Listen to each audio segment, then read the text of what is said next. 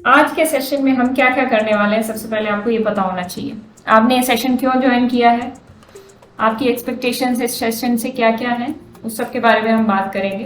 और आपने जो क्वेश्चंस भेजे थे, गूगल फॉर्म में डाले थे, उन सभी क्वेश्चंस को मैंने कवर करने की कोशिश की है।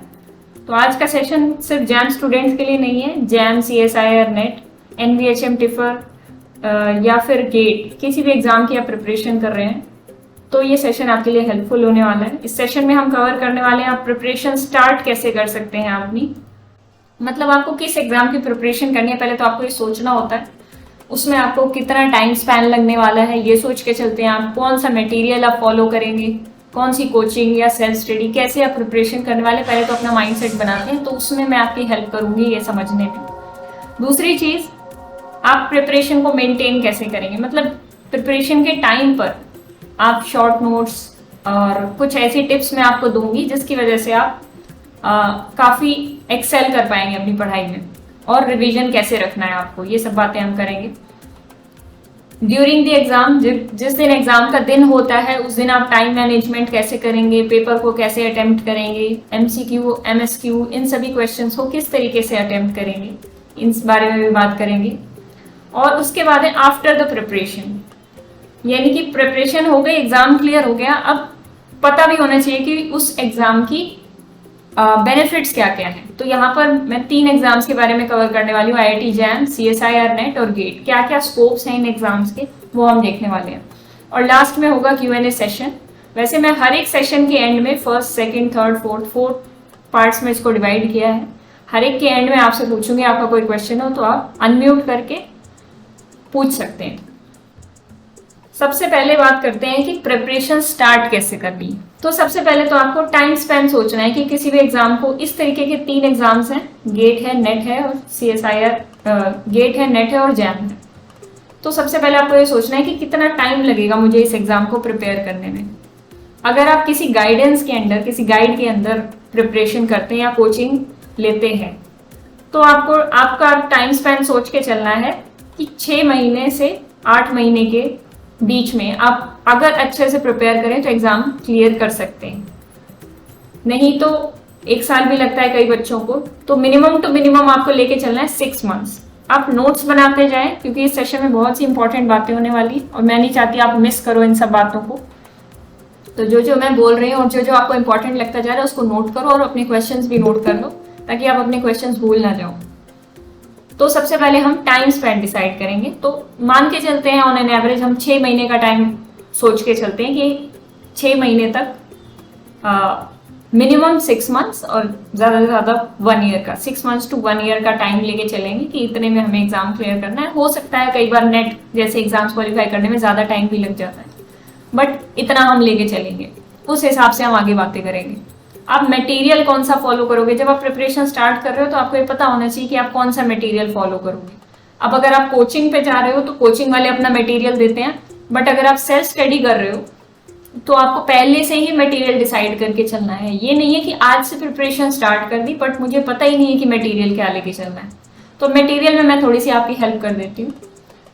किसी भी कोचिंग का आप मटेरियल उठा सकते हैं रिगार्डिंग, जैसे IIT जैम की प्रिपरेशन कर रहे हैं तो अब IIT जैम के जो जो इंस्टीट्यूट्स हैं उसमें से किसी भी इंस्टीट्यूट का आप मटेरियल उठा लीजिए।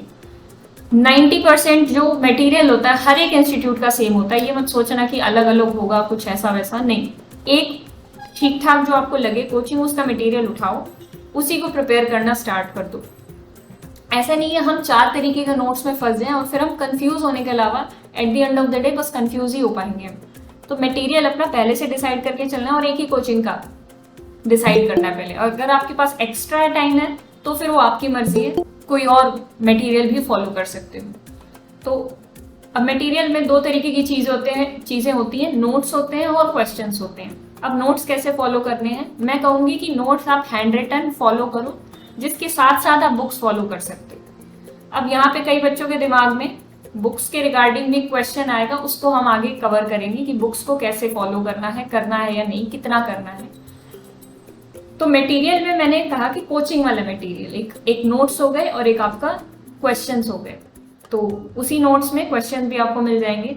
आपको जो जो मेन हाईलाइट्स होती हैं वो प्रिंटेड नोट्स में मिल जाती है, बट जो हैंड रिटन नोट्स होते हैं उस पर थोड़ी डिटेल्ड एक्सप्लेनेशन होती हैं। तो ट्राई करो, जैसे आजकल नेट पे बहुत ज़्यादा हैंड रिटन नोट्स भी अवेलेबल हैं और मेरे खुद के भी जैम के नोट्स हैं अवेलेबल। इफ़ यू वांट तो I can share it with you. तो हैंड रिटन नोट्स का फ़ायदा ये होता है कि आप वहाँ से ज़्यादा एक्सप्लेनेशन ले पाते हो। तो हैंड रिटन नोट्स एक फॉलो करो, एक प्रिंटेड नोट्स फॉलो करो। क्वेश्चंस आप उसी प्रिंटेड नोट से कर सकते हो, ठीक है। यहाँ मैं किसी कोचिंग का नाम नहीं लूंगी, लेकिन आप किसी भी कोचिंग का फॉलो करोगे आपको समझ में आ जाएगा कि प्रिंटेड और हैंड रिटन नोट्स अलग अलग होते हैं। तो इस तरीके से आप मटेरियल फॉलो करो। अब ठीक है, सिर्फ मटेरियल से भी काम नहीं चलता। तो अगर आप सेल्फ स्टडी करना चाहते हो, यहाँ पे डिसीजन लेना है आपको कि आपको कोचिंग करनी है या सेल्फ स्टडी करनी है। ये सबसे बड़ा कंफ्यूजन होता है स्टूडेंट्स में। देखो, अगर आप 20-22 साल के, 19-20 साल के भी हो, मतलब आपको अपना बिहेवियर पता होता है इस उम्र में कि क्या मैं अकेले खुद से सेल्फ स्टडी कर सकती हूँ या कर सकता हूँ। और अगर आपने सेल्फ स्टडी के लिए डिसाइड भी किया, मान लो आप इतने डिसिप्लिन हो, यहाँ पे मैटर करता है आपका डिसिप्लिन होना। अगर आप इतने डिसिप्लिन हो कि आप रोज दिन में 2 से 3 घंटे मिनिमम टू मिनिमम निकाल के उसकी प्रिपरेशन कर सकते हो, तो आप सेल्फ स्टडी करो। बट यहाँ पे कुछ एक्सेप्शंस हैं जिनके बारे में मैं बात करूंगी। कोचिंग सेल्फ स्टडी वो बच्चे करें जिनको गाइडेंस सही मिल रही हो, अपने सीनियर से या अपने टीचर से ठीक तरीके की गाइडेंस मिल रही है। सेल्फ स्टडी वो बच्चे करें जिनको पता हो कि उनके पास इनफ टाइम है। जैसे 1 साल का टाइम है, मैं आज इस एग्जाम की प्रिपरेशन कर रही हूँ, आज है जुलाई का मंथ, मुझे पता है कि नेक्स्ट जुलाई में मुझे एग्जाम देना है, तो मैं सेल्फ स्टडी प्रेफर करूँ। अदरवाइज अगर आप 6 महीने का टारगेट लेके चल रहे हो और आप बिल्कुल स्क्रैच से स्टार्ट कर रहे हो, बिल्कुल बेसिक से स्टार्ट कर रहे हो, तो मैं कभी भी रेकमेंड नहीं करूँगी कि आप सेल्फ स्टडी करो। तो इट डिपेंड्स कि आपके पास कितना टाइम है। आपके पास ज़्यादा टाइम है, 1 साल का मिनिमम टाइम है, तो आप सेल्फ स्टडी करो। बुक साथ में रेकमेंड करते रहो। बुक से कौन से टॉपिक देखने होते हैं हम इसके बाद भी करेंगे, क्योंकि आप पूरी बुक नहीं पढ़ सकते हो 1 साल के अंदर। सारी बुक्स भी पढ़ लोगे और मटेरियल भी कर लोगे, इतना पॉसिबल नहीं हो पाता है। फिर आपको पूरा टाइम उस पर देना पड़ेगा और आपके कॉलेज की क्लासेस भी होती हैं, तो ये आप कर सकते हो, ठीक है। अब कोचिंग कौन से बच्चे लें? कोचिंग वो बच्चे लें जिनको पता है कि वो डिसिप्लिन नहीं रह सकते, यानी कि वो पढ़ने बैठते हैं तो डिस्ट्रैक्ट हो जाते हैं या अपने डिसिप्लिन में रहकर काम नहीं कर पाते, तो वो बच्चे कोचिंग प्रेफर करें। और दूसरे कौन से बच्चे कोचिंग प्रेफर करेंगे? जिनके पास 6 या 8 मंथ का टाइम है, वो कोचिंग ही प्रेफर करें। मैं एक एग्जांपल लेती हूँ। कोई बच्चा है जो बीएससी पास आउट है, अब उसको जैम क्लियर करना है, तो उसके पास कितने मंथ्स होते हैं? मेरे ख्याल से 8 मंथ का टाइम होता है, 8 to 9 मंथ्स। अब इस स्पैन में वो बच्चा तभी सेल्फ स्टडी करे, यहाँ पे वो दोनों चीजें कर सकता है, कोचिंग भी और सेल्फ स्टडी भी। अब ये बच्चा अगर इसने पहले कुछ भी नहीं पढ़ा जैम के बारे में, 3 साल इसने कुछ भी नहीं पढ़ा और अब ये जैम की प्रिपरेशन करना चाहता है, तो ये बच्चा कोचिंग प्रेफर करे। और अगर ये बच्चा पहले से ही प्रिपेयर कर रहा था, मान लो फाइनल ईयर में इसने सेल्फ स्टडी करी और उसके कुछ डिसेंट मार्क्स बन गए, बट कुछ मार्क्स से रह गया, लेकिन इसका जो डिसिप्लिन है पढ़ाई करते टाइम वो काफ़ी अच्छा है, तो ये बच्चा सेल्फ स्टडी प्रेफर करे। तो यहाँ पे आपको बहुत ज़्यादा डीपली सोचना होगा अपने बारे में कि मुझे कितना आता है। जब आप स्टार्ट कर रहे हो और आपको कुछ भी नहीं आता, आप ये समझ रहे हो कि मुझे कुछ आइडिया नहीं है इस एग्जाम्स का, तो आप कोचिंग ही प्रेफर करो, ठीक है। वो कौन सी प्रेफर करनी है वो आपकी मर्जी है। एक बार आप लोग क्वेश्चंस पूछ लो अपने, अब तक कोई भी आपके क्वेश्चंस रह गए हो। How to balance revision and practice, वो तो अभी हम बात करने वाले हैं उसके बारे में। अब तक जो मैंने बताया कोचिंग, सेल्फ स्टडी और प्रिपरेशन स्टार्ट करने के रिगार्डिंग, कितना टाइम स्पैन हमें लेना चाहिए, उसके रिगार्डिंग किसी को कुछ पूछना हो तो पूछ सकते हो। यश, आपका जो क्वेश्चन है वो भी हम कवर करेंगे। Jain 2023 I can do self study but lacking guidance. Okay, तो अगर आप गाइडेंस लैक कर रहे हो तो आपको ज़्यादा लोगों को अप्रोच करना चाहिए पहली बात तो, और ऐसे किसी व्यक्ति को अप्रोच करना चाहिए AR डिकोडर जो भी आप, कि जो आपको ढंग से गाइड कर पाए। ऐसा नहीं है कि किसी की भी गाइडेंस आप ले लो, तो उससे बात नहीं बनेगी, ठीक है। तो आपके कोई सीनियर्स हैं जिन्होंने क्वालिफाई किया हो सेल्फ स्टडी से, कोचिंग से नहीं, जिसने सेल्फ स्टडी से क्वालिफाई किया हो उसके पास जाओ, या कोई ऐसा टीचर हो जो आपकी मदद करना चाहे, उससे आप गाइडेंस ले सकते हो। बाकी एक बार आप मुझे मैसेज कीजिएगा सेशन के बाद, I will try my best to help you out AR decoder. और यश, आपका क्वेश्चन मैं बाद में लेती हूँ, अभी मैं उसी को डिस्कस करने वाली हूँ नेक्स्ट सेक्शन में। और इंस्टीट्यूट कौन सा ज्वाइन करना चाहिए, लिंकन पूछ रहे हैं। लिंकन इंस्टीट्यूट तो आप कोई भी ज्वाइन कर लीजिए, ये तो डिपेंड करता है, आप दूसरों के एक्सपीरियंसेस सुन के ज्वाइन कर सकते हैं। It depends on you. तो आप ज़्यादा से ज़्यादा लोगों से बात कीजिए ताकि आपको उनके एक्सपीरियंसेस पता चल सके, वहाँ से आप डिसाइड कर पाओगे। और डेमो वगैरह तो आप लेते ही रहो। और अजय पूछ रहे हैं मैम मैंने 15 मई से सब्सक्रिप्शन लिया था, अब सिलेबस कवर करने में दिक्कत आती है, कॉलेज का भी करना पड़ता है। तो इसका यही इलाज है कि आप थोड़ा सा, अगर आपके एग्ज़ाम्स वगैरह होने वाले हैं तो एग्ज़ाम्स एक बार दे लो, उसके बाद आप अच्छे से प्रिपरेशन स्टार्ट कर देना। और अगर एग्ज़ाम नहीं होने वाले तो कहीं ना कहीं से फिर टाइम निकालो। अगर मान लो आपके एग्ज़ाम्स दूर हैं अभी, तो अभी आपको एक दिन में 1-2 घंटे आपको निकालने पड़ेंगे। देखो हम फ़ोन यूज़ करने के लिए टाइम निकालते हैं ना दिन में, उसके लिए तो कोई नहीं कहता है कि आधा घंटा निकाल के यूज़ कर लो। कोई कितना भी फोकस में रहता हो, वो दिन में आधा घंटा तो फ़ोन में लगता ही है, मिनिमम टू मिनिमम, ये मैं कह रही हूँ। और 2 से 3 घंटा तो नॉर्मल है सबका। तो आप लोग कोशिश कीजिए कहीं ना कहीं से टाइम निकाला जा सके, ठीक है। दिन में कम से कम 1 घंटा आपका फिक्स होना चाहिए कि मुझे निकालना है इसके लिए। और अगर आपके एग्जाम्स आने वाले तो फिर मैं यही कहूँगी एग्जाम दे के फिर उसके बाद प्रिपरेशन स्टार्ट कर लो। आई होप अजय आपके क्वेश्चन का आंसर मिला होगा। आप अपने क्वेश्चंस होल्ड पे रखिए सब लोग, अगर किसी के रह गए हैं तो हम इस सेक्शन के बाद भी मैं क्वेश्चंस लूंगी, तब आप लोग पूछ सकते हो, ठीक है। तो अब हम बात कर रहे हैं कि आपने प्रिपरेशन स्टार्ट तो कर दी है, अब उसको मेंटेन कैसे किया जाए। मेंटेन का मतलब क्या क्या हमें प्रिपरेशन में ध्यान रखना है। आप कोचिंग ले रहे हो या सेल्फ स्टडी कर रहे हो, it doesn't matter.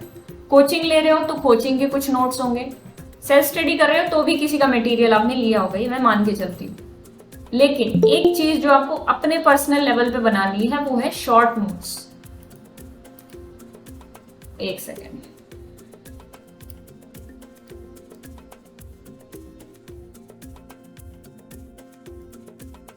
Short notes के बारे में बात करते हैं। शॉर्ट नोट्स क्या होते हैं? इनके बिना आप एग्जाम में अच्छा रिवीजन तो नहीं कर सकते।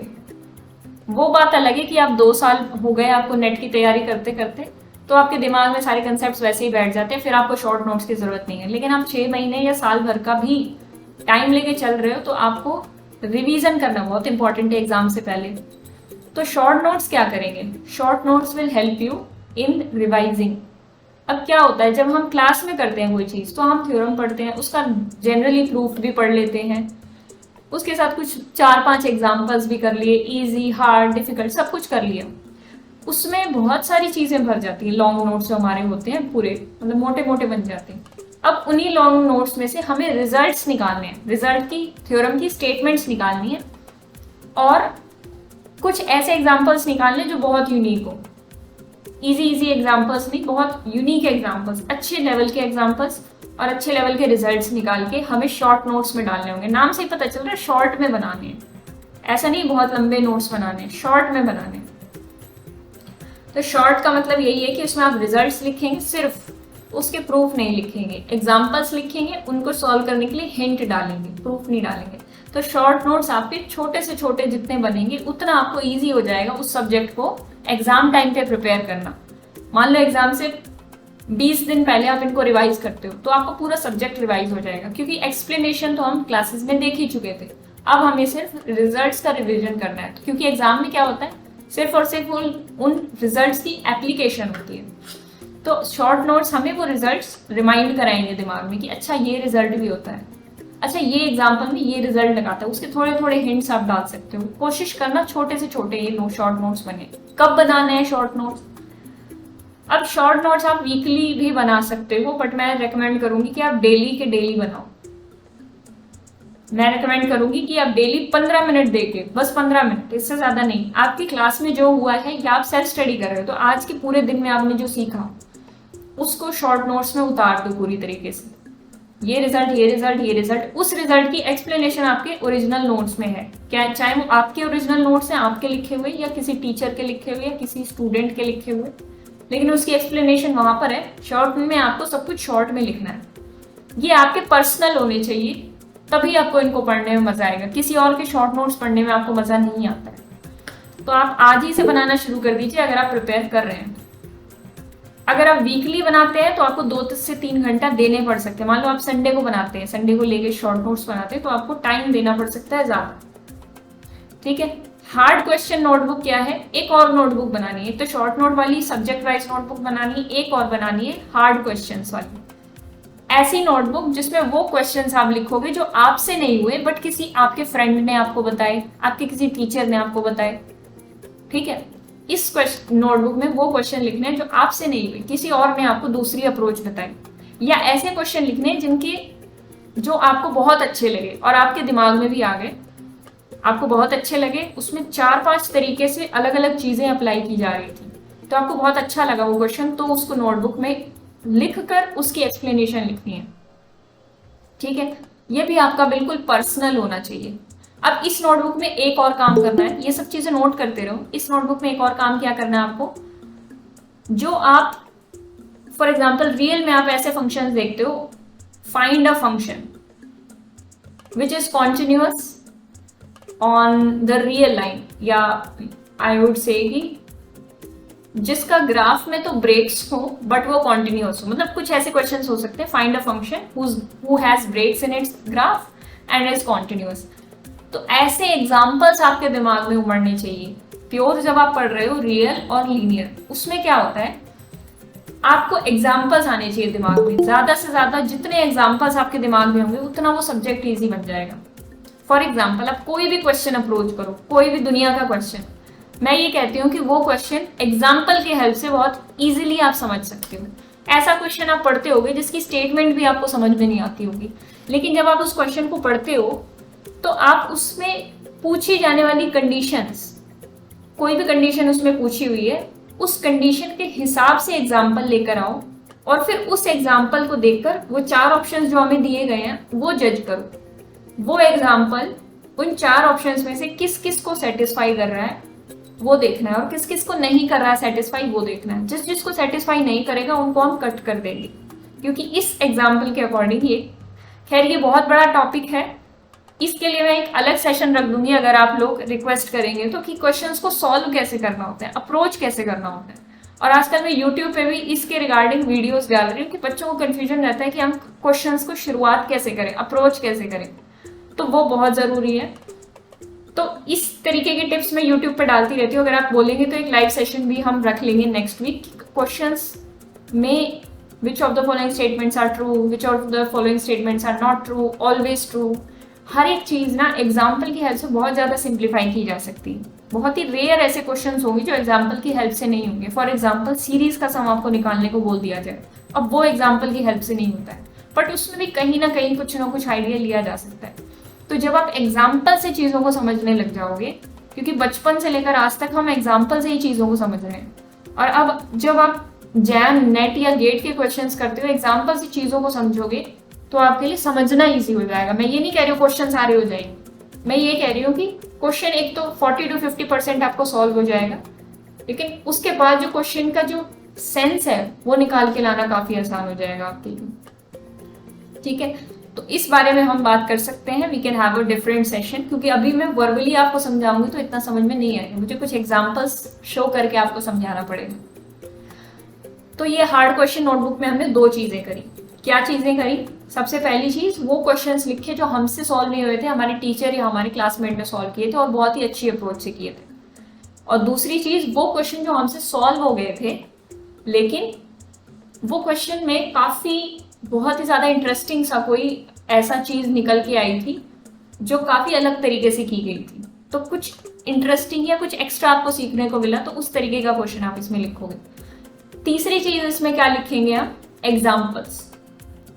फाइंड अ फंक्शन या find a sequence which is not convergent but is bounded, it can be anything. Find a matrix which is not symmetric but is involuntary, something like that, it can be anything। Pure portion में ये आपको जरूर करना है। Hard question notebook सबकी बनानी है, but pure portion में आपको एग्जाम्पल अलग से लिखने हैं। और रिवीजन के बारे में मैं ये कहूंगी कि आप वीकली रिवीजन करो, और वीकली नहीं कर पाते तो एटलीस्ट 15 डेज में रिवीजन जरूर करो। चाहे दुनिया इधर की उधर हो जाए, डजेंट मैटर, आप जो प्रिपरेशन कर रहे हो आपने 15 डेज में, लास्ट 15 डेज में या लास्ट वीक में जो कुछ भी पढ़ा है उसको एक बार रिवाइज करो। अब रिवाइज कैसे करोगे? अब मैं मान के चल रही हूँ कि आपने शॉर्ट नोट्स बना लिए हैं, उन शॉर्ट, अब जब आप वीकली लेवल पे शॉर्ट नोट्स बनाते हो तो आपकी रिवीजन तो अपने आप हो जाती है। तो या फिर आप डेली लेवल पे शॉर्ट नोट्स बना रहे हो तो आपकी डेली रिवीजन हो रही है। अब उसी शॉर्ट नोट में जो सम अप आपने चीजें कर रखी है उनको एक बार पढ़ो और फिर ये देखो कि क्या ये मेरे को समझ में आ रही है, कि नहीं आ रही। और रिवीजन में बहुत ज्यादा टाइम वेस्ट नहीं करना है। रिवीजन हमें 15 मिनट 20 मिनट इतना ही करना है वीकली में सिर्फ 15-20 मिनट। और रिवीजन करने के साथ साथ सिर्फ थ्योरी रिवाइज नहीं करनी है। आप दिन में, ये मैं पॉइंट यहाँ इंक्लूड करना भूल गई, दिन में डेली लेवल पे आप कम से कम 10 क्वेश्चन ऐसे हों जो आप अलग कर रहे हो। चाहे आप कोचिंग ले रहे हो तो कोचिंग से अलग कुछ ना कुछ, 10 नहीं तो चलो 5 ही ले लो, 5 क्वेश्चन ऐसे हों जो आप कुछ अलग कर रहे हो, कहीं और से कर रहे हो। टीचर के कराए हुए या जो टॉपिक पढ़ रहे हो उससे थोड़े से अलग हो सकते हैं, जो पुराने टॉपिक्स हमने पढ़े हैं उसके रिगार्डिंग हो सकते हैं। मतलब ये जो क्वेश्चंस हैं ये ओवरऑल रिवीजन के लिए, मतलब जितने टॉपिक्स अब तक हमने पढ़े हैं उस तरीके के क्वेश्चंस को आप करने की कोशिश करो। अब आपके दिमाग में ये सवाल आएगा कि क्वेश्चंस हम ले कहाँ से, क्वेश्चंस आएंगे कहाँ से इतने। आपने इतना मटेरियल इकट्ठा किया हुआ है पहले तो कोचिंग का, उसके बाद आपके जो प्रीवियस ईयर होते हैं DU BHU और नेट के रिगार्डिंग अगर मैं बात करूँ तो सेट के एग्जाम्स होते हैं, स्टेट एंट्रेंस टेस्ट होते हैं। गेट के रिगार्डिंग में बात करूँ तो गेट वाला एग्जाम तो नेट से भी रिलेट करता है और जैम से भी रिलेट करता है, तो गेट वाले बच्चे वहां से क्वेश्चंस कर सकते हैं। टिफर है, NVHM है, बहुत सारे एग्जाम के पेपर्स हैं, सिर्फ उन्हीं के प्रीवियस ईयर्स करो। सेट एग्जाम होते हैं, स्टेट एलिजिबिलिटी टेस्ट, सिर्फ उन्हीं के क्वेश्चंस करो, उससे ज्यादा नहीं। कोई आपको बना के दे रहा है क्वेश्चन, कुछ कर रहा है, कुछ नहीं करना, सिर्फ प्रीवियस ईयर। और सबसे पहले अपने एग्जाम के प्रीवियस ईयर और उसके बाद किसी और एग्जाम के प्रीवियस ईयर, सबसे पहले अपने एग्जाम के। अब ये नहीं है कि अगर मैं नेट की तैयारी कर रही हूँ तो मैं गेट के प्रीवियस ईयर तो सारे लगा दूं लेकिन नेट के प्रीवियस ईयर मैंने करे ही नहीं। अब आप चाहे जितने भी गेट के प्रीवियस ईयर लगा दो ये आपको कभी भी हेल्प नहीं करेगा, क्योंकि जिस एग्जाम की आप प्रिपरेशन कर रहे हो उसके प्रिवियस ईयर करना बहुत जरूरी है, क्योंकि उस एग्जाम का पैटर्न उसके प्रीवियस ईयर से ही हमें पता चलता है। तो प्रीवियस ईयर ऐसे होते हैं जिनको आप कभी भी छोड़ नहीं सकते हो। अगर आपने पूरी प्रिपरेशन कर ली और प्रीवियस ईयर नहीं किया तो आपने कुछ भी नहीं किया। तो जिस भी टॉपिक को आपने कंप्लीट कर लिया है उसके प्रीवियस ईयर करते रहो, ठीक है। यहां तक अगर आप लोगों को क्लियर है तो आप लोग एक बार अपने क्वेश्चंस पूछ लो मुझसे।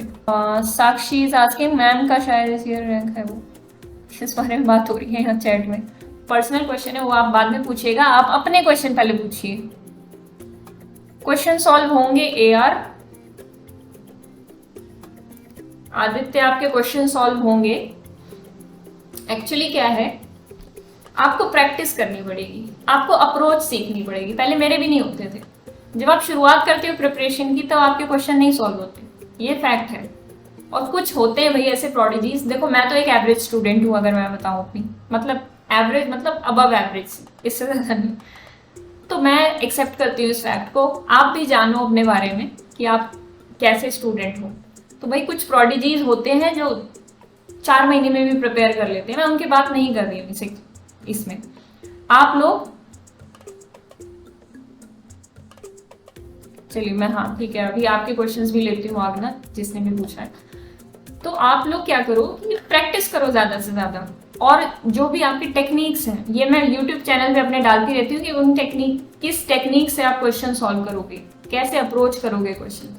तो इस जुलाई के मंथ में मैं काफ़ी सारी वीडियोस डालने वाली हूँ, उसके बाद मुझे नहीं पता, उसके बाद हो सकता है मैं थोड़ी सी बिजी हो जाऊँ।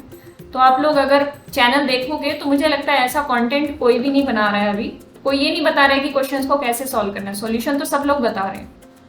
तो आपको मेरी वीडियोस काफ़ी हेल्पफुल लगेंगी, आप मुझसे पर्सनली गाइडेंस भी ले सकते हो इस बारे में, नो प्रॉब्लम। और अगर आप लोग ज़्यादा लोग कहोगे तो हम इसके लिए लाइव सेशन भी रख लेंगे कि क्वेश्चंस को कैसे अप्रोच करना है। मैम थ्योरी पढ़ते हैं फिर भी क्वेश्चन सॉल्व नहीं होते, अप्रोच कैसे करें? बिल्कुल, इसके लिए हम अलग से बात कर लेंगे आगना। अगर 2-4 बच्चे भी कहते हैं कि उनको क्वेश्चन सॉल्व करने की अप्रोच सीखनी है तो हम इसके लिए सेशन भी रख लेंगे। बाकी तब तक के लिए यूट्यूब चैनल पे जाओ और उसको फॉलो करो, ठीक है। आपको लगेगा कि कुछ अप्रोच आपको सीखने को मिल रही है उन क्वेश्चन से जो मैं कराती हूँ जिस तरीके से। कंसेप्ट अच्छे से सॉल्व नहीं होते, अजय इज सेइंग। अजय, अच्छा मैं अजय आपके सवाल का जवाब देती हूँ। अजय आपके सवाल का जवाब पता है क्या है? क्वेश्चन कंसेप्ट क्यों नहीं क्लियर होते लेक्चर देखने के बाद भी? क्योंकि जब कोई क्वेश्चन की स्टेटमेंट लिखी हुई है, चलो इस पे हम आते हैं आपके क्वेश्चंस पे। जब किसी क्वेश्चन की स्टेटमेंट लिखी हुई है तो आप क्या करते हो? सॉरी, क्वेश्चन की स्टेटमेंट नहीं, कोई भी मान लो थ्योरम लिखी हुई है, आप उसकी स्टेटमेंट को कभी भी ध्यान से नहीं पढ़ते। मैं इसकी बात की गारंटी ले सकती हूँ। आपको कंसेप्ट क्यों नहीं क्लियर हो रहे हैं? क्योंकि आप कभी भी ध्यान से नहीं पढ़ते, आप कभी भी क्वेश्चन नहीं पूछते, ना अपने आप से, ना टीचर से, ना अपने क्लासमेट से, किसी दोस्त से। सबसे पहले तो आपको अपने आप से सवाल करना है कि यहाँ पे लिखा हुआ है this thing is greater than equal to this, ऐसा क्यों है? इतनी सी चीज भी लिखी हुई है ना, एक लेटर भी लिखा हुआ है मैथ्स में, वो चीज है क्यों? A square minus B square greater than 0 implies A is greater than B, क्यों? हर एक चीज का लॉजिक है, उस लॉजिक को आपको सोचना पड़ेगा। सोचने में डर लगता है क्योंकि हमसे होगा नहीं ऐसा लगता है आपको, फिर भी सोचना पड़ेगा। ये बात आप ध्यान में बिठा लो। और एक एक चीज, जितनी भी छोटी वो चीज है, आपको वो सोचनी पड़ेगी कि ऐसा क्यों है, क्योंकि वहीं से सोचने की प्रैक्टिस होगी। एग्जाम में भी आपको सोचना ही है। अगर आप अभी से ही लेजी हो जाओगे, लेट बैक हो जाओगे कि नहीं ठीक है जो चल रहा है हो जाएंगे क्वेश्चंस, तो एग्जाम में भी फिर यही प्रॉब्लम आएगी आपको। एक डर तो एक अलग चीज हो गई, एग्जाम हॉल में बैठ के डर लगना, लेकिन एग्जाम हॉल में बैठ के दिमाग ही ना चले, वो एक अलग प्रॉब्लम है। तो दिमाग अगर अभी चलाओगे आज की डेट में तभी चलेगा। क्वेश्चंस पूछना स्टार्ट करो, 11th की बुक पढ़ो, 12th की बुक पढ़ो, वहां पे ऐसे लिखा था तो क्यों लिखा था, वो बेसिक चीज थी, वो वहां पे वो मेरी उस वक्त क्यों अटकी थी। अगर आपको 11th 12th की बुक अच्छे से क्लियर है तो फिर मैं बोल सकती हूँ कि आप पढ़ रहे हो अच्छे से। हर एक चीज को ध्यान से पढ़ो, कंसेप्ट खुद से पूछो, और खुद से समझ में ना आए तो फिर आप अपने गाइड से, जिससे भी आप गाइडेंस ले रहे हो पढ़ाई की, उससे पूछो, सीनियर से पूछो, टीचर से पूछो। अजय का क्वेश्चन हो गया। आदित्य सेइंग मैं कोई टॉपिक स्टार्ट,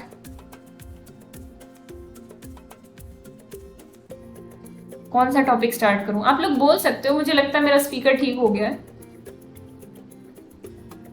आई थिंक। चलो आदित्य, इसके बारे में हम सेशन के बाद में बात करेंगे कोई भी। अच्छा, मैंने बहुत सारे टॉपिक्स पढ़ा रखे हैं यूट्यूब पे, आप लोगों को क्या लग रहा है? सभी वीडियोस पड़ी हुई है यूट्यूब पे, सभी टॉपिक्स पढ़े हुए हैं, रियल लीनियर ऑलमोस्ट, तो आप लोग देख सकते हो अगर आपको ठीक है। और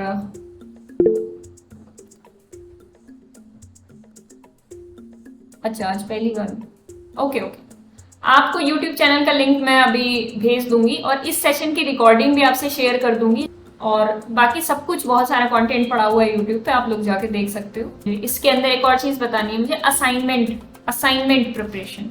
जब आप असाइनमेंट करते हो, आप प्रैक्टिस सेट्स प्रैक्टिस करते हो, आपकी कोचिंग से या आपको जैसे भी आप सेल्फ स्टडी भी कर रहे हो तो आपको असाइनमेंट या प्रैक्टिस सेट्स मिलते होंगे, उनको कैसे अटेम्प्ट करना है।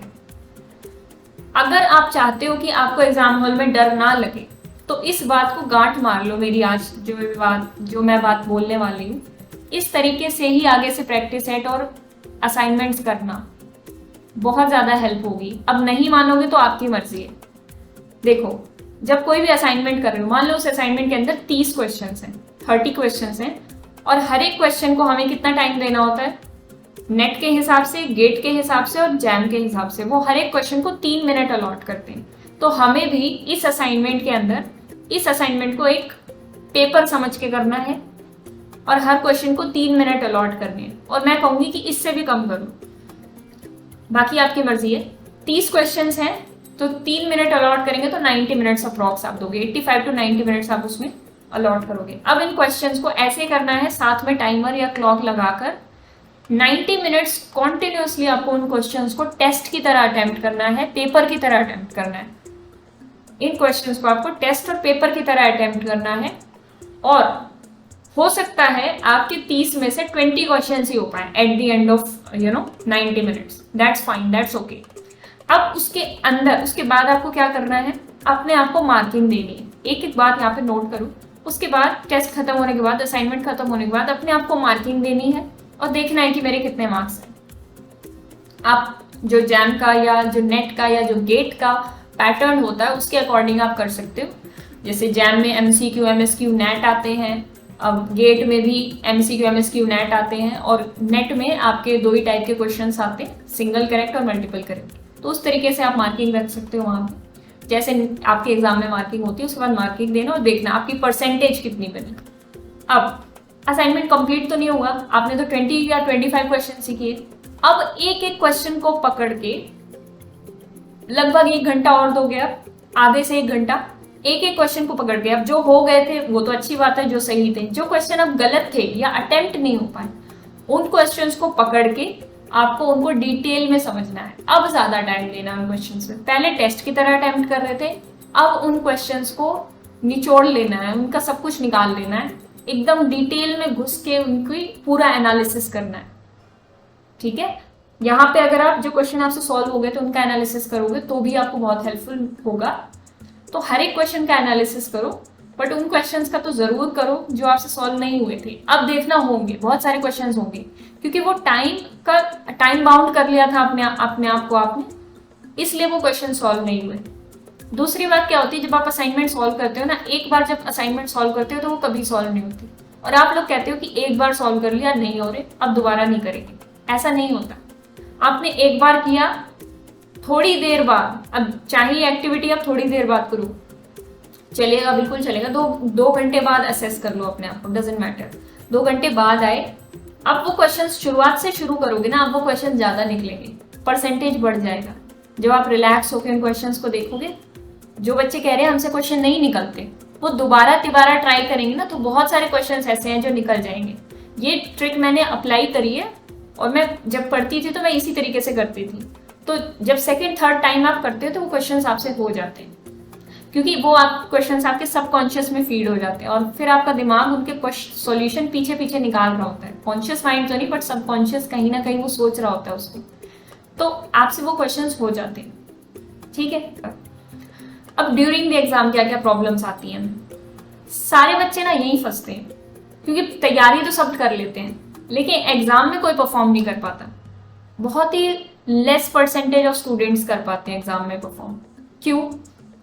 सबसे पहला रीजन घबराहट।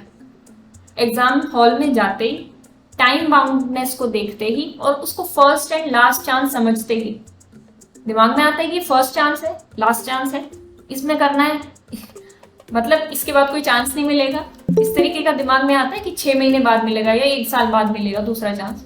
तो वो दिमाग में क्या करे, वो घर करने लगता है और हम घबरा जाते हैं और हम गड़बड़े करने लगते हैं बहुत ज्यादा। अब उसी टेस्ट को जब हम कोचिंग पे दे रहे थे, टेस्ट सीरीज में दे रहे थे, तो हम बहुत अच्छा कर रहे थे। एग्जाम टाइम पे क्या हो गया, एग्जाम टाइम पे घबराहट हो गई। या फिर कुछ बच्चे, जो मैंने अपने एक्सपीरियंस से देखा, कुछ बच्चे अब क्या गलती करते हैं, एग्जाम से पहले कुछ खाते पीते नहीं है।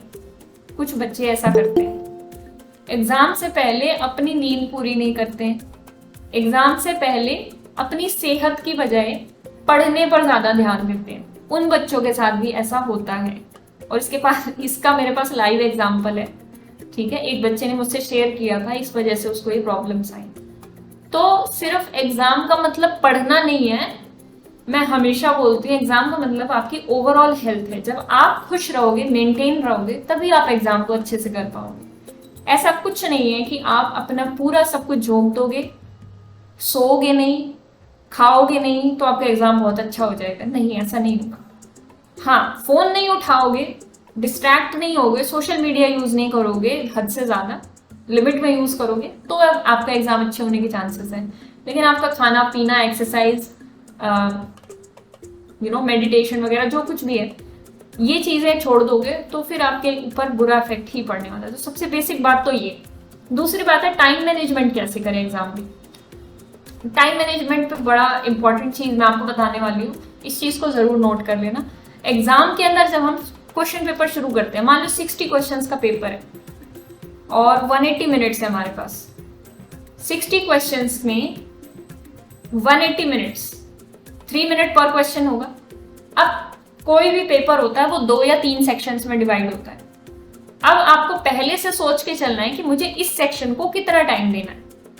अब ये बात सब पे अप्लाई होती है, चाहे वो आप नेट का दे रहे हो, गेट का दे रहे हो, जैम का दे रहे हो, टिफर का दे रहे हो, एनबीएचएम का दे रहे हो। ये सोच के चलना है कि मुझे इस पेपर को कितने जो सेक्शंस है, हर एक सेक्शन को कितना टाइम देना है। मान लो 3 सेक्शन है, सेक्शन ए को कितना टाइम देना है, बी को कितना टाइम देना है, सी को कितना टाइम देना है। अब वो तो डिपेंड करेगा कि सेक्शन ए में मान लो 30 क्वेश्चन है, सेक्शन बी में 20 क्वेश्चन है और सेक्शन सी में 10 क्वेश्चन है। तो वैसे सेक्शन ए को कितने मिलने चाहिए, 30 क्वेश्चन है तो 90 मिनट्स, सेक्शन बी को 20 क्वेश्चन है तो 60 मिनट मिलने चाहिए और लास्ट वाले सेक्शन को 30 मिनट्स मिलने चाहिए।